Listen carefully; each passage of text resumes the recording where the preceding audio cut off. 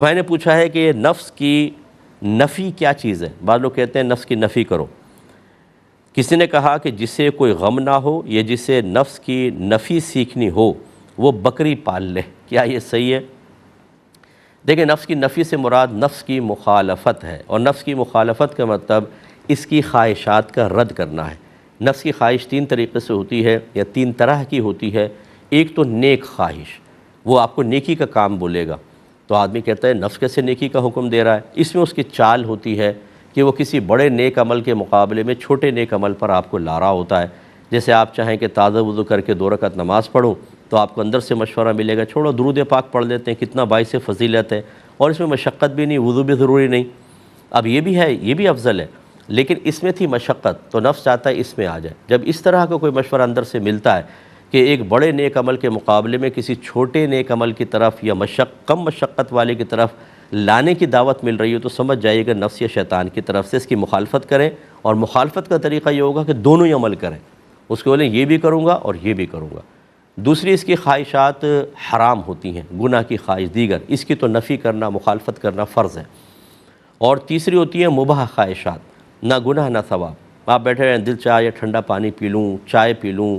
انگور کا رس پی لوں، کوئی ریڑھی نظر آئی اس پہ چھولے بک رہے ہیں تو چلو چھولے کھا لیتا ہوں۔ یہ جو اندر کی خواہشات ہیں یہ نفس کی مباح خواہشات ہیں،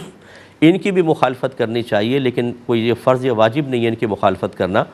لیکن یہ کوشش کرنی چاہیے کہ حتی الامکان اس کو بھی رد کریں،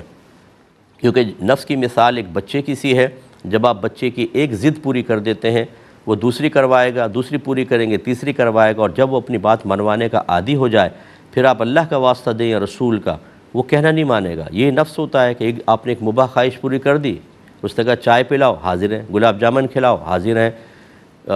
شربت پی لو، حاضر ہیں صاحب، بوٹی کھاؤ، بوٹی کھا لی،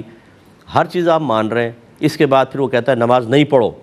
تو آپ کے اندر اتنی ہمت باقی نہیں ہوگی کہ آپ مقابلہ کر لیں۔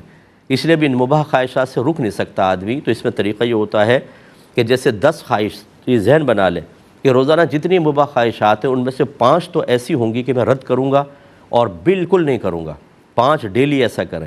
اور باقی جو میں پوری کروں گا وہ فیس لے کے پوری کروں گا۔ مثلا 5 تو آپ نے رد کر دی، پھر 6ٹھی خواہش بیدار ہوئی ٹھنڈا پانی پینے کی، آپ نے کہا پلاتا ہوں، لیکن پہلے 20 دفعہ درود شریف پڑھ،